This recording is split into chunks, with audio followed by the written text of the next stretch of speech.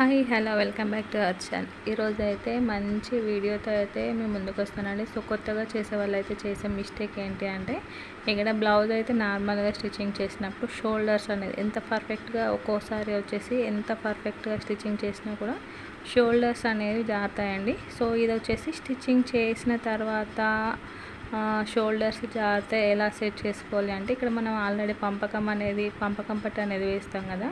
So ఇక్కడ అంత మందము shoulder దగ్గర ఈ పంపకం అనేది విప్పేయాలండి. మధ్యలో షోల్డర్ కుట్టు ఉంది కదా, ఆ షోల్డర్ కుట్టుకి అటు ఒక 3 ఇంచెస్ ఇటు ఒక 3 ఇంచెస్ అంటే మనకి వీలైనంత స్టిచ్చింగ్ చేయడానికి కన్వీనియంట్గా ఉండేట్టు అయితే మనం ఆ పంపకం తీసేయాలి. మళ్ళీ పంపకం పట్టి కోసం అయితే ఇలా ఫోల్డింగ్ చేసి కుట్టేస్తాం కదా, సో అది కూడా తీసేయాలి. సో మనం పంపకం పట్టి అంటే ఒక దగ్గర తెంపేస్తే కొంచెం దూరం దాకా అయితే తెగిపోతుంది కదండి. ఆ తర్వాత ఇలా ఈ ఫోల్డింగ్ పట్టి అనేది ఉంది కదా, ఆ ఫోల్డింగ్ మీద ఉన్న కుట్టు తీసేయాలి. మళ్ళీ మనము పంపకం క్రాస్ పీస్ అనేది జాయింటింగ్ చేస్తాం కదా, సో ఆ జాయింటింగ్ వేసింది కూడా కొంచెం జాగ్రత్తగా అయితే విప్పాలండి. ఎందుకంటే మళ్ళీ మనకి నెక్ అనేది సాగిపోతుంది. సో ఎంత స్టిచ్చింగ్ చేయడం అనేది చాలా ఈజీ, కానీ ఇలా రిపేర్ చేయడం అనేది చాలా కష్టం అండి. సో ఇలా మనం క్రాస్ పీస్ అనేది ఇలా మొత్తం సపరేట్ చేసేయాలి.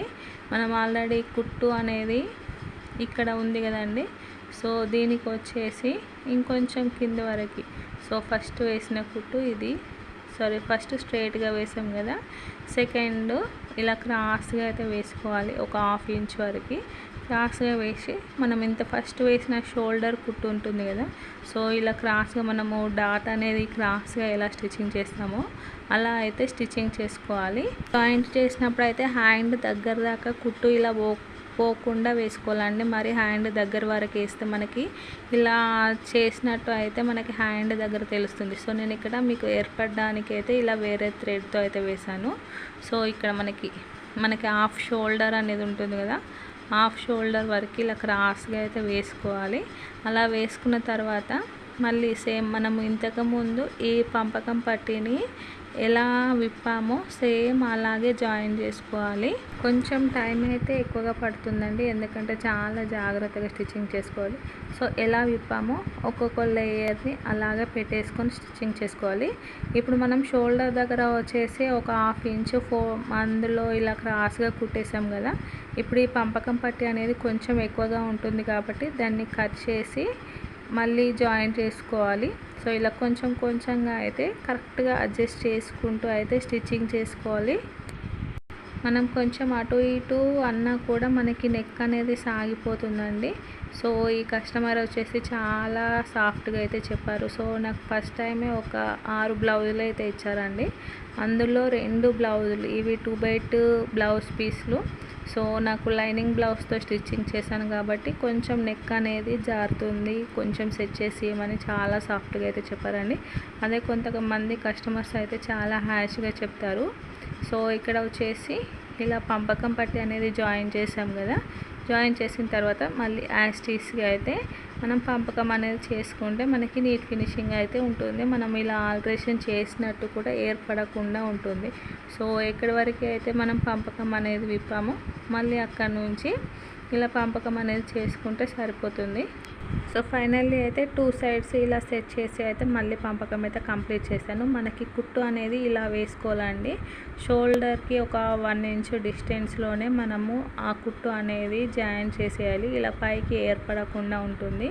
సో నేను ఇక్కడ చూసారు కదా, వైట్ కలర్ థ్రెడ్తో అయితే ఇలా కుట్టి చూపించాను. సో ఇలా ఫైనల్లీ అయితే పంపకం కూడా మనం విప్పి కుట్టినట్టు అయితే ఏమీ ఏర్పడకుండా అయితే ఉంది. ఒకవేళ మనము బ్లౌజు కట్ చేసేటప్పుడు షోల్డర్స్ అనేవి జారకుండా ఉండాలి అంటే మనం నెక్ అనేది ఇలా కింద ఎంత డీప్ అయినా గీసుకోవచ్చు అండి. అది మన నెక్ మన ఇష్టము.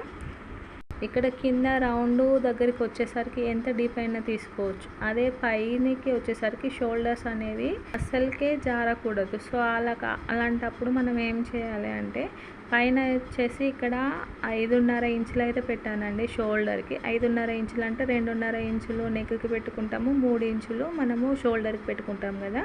సో కింద 2.5 ఇంచులతో ఇలా నెక్ రౌండ్ అనేది తీసాను.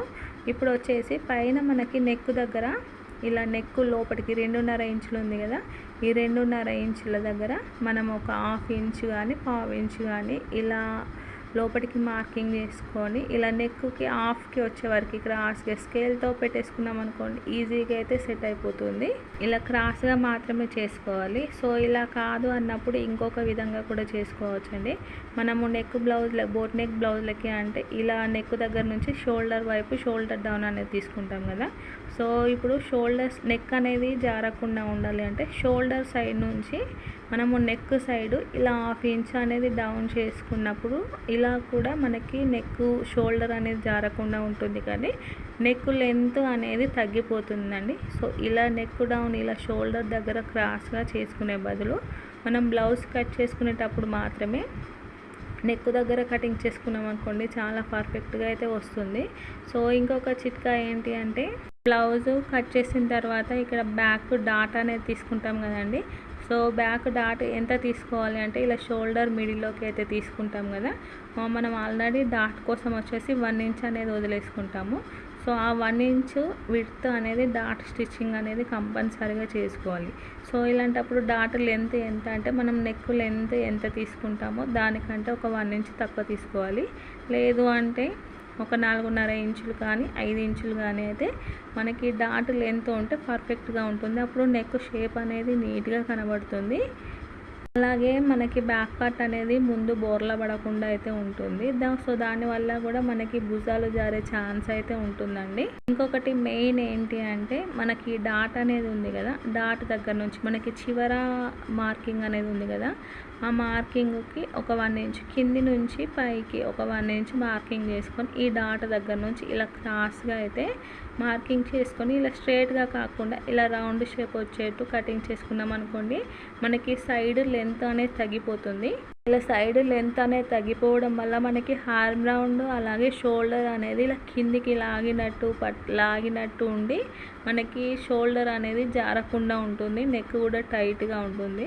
సో ఈ మెథడ్లో అయితే మీరు ఒకసారి ట్రై చేసి చూడండి. అలా ఈజీ బ్లౌజ్ కటింగ్ వీడియో అయితే డిస్క్రిప్షన్లో లింక్ యాడ్ చేస్తాను. సో చూసి అయితే ఈ మెథడ్లో కట్ చేయండి. ఎన్ని బ్లౌజులు కట్ చేసి స్టిచ్చింగ్ చేసినా కూడా చాలా పర్ఫెక్ట్గా వస్తుంది. అలాగే కొత్తగా నేర్చుకునే వాళ్ళకి అయితే ఈ మెథడ్ కటింగ్ అనేది చాలా బాగా యూజ్ అవుతుంది. సో ఇక్కడ చూసారు కదా, కింద రౌండ్ అనేది డీప్గా ఉంది, పైన నెక్ దగ్గర నెక్ విడ్త్ అనేది తక్కువగా ఉండడం వల్ల నెక్ అనేది పట్టేసినట్టు ఉండి మనకి షోల్డర్ అనేది జారకుండా ఉంటుందండి. సో చిన్న చిట్కాతో అయితే బ్లౌజ్ ఫిట్టింగ్ ఫినిషింగ్ అనేది నీట్గా వచ్చేట్టు చేసుకోవచ్చు. సో వీడియో కనుక నచ్చినట్లయితే ప్లీజ్ లైక్ షేర్ అండ్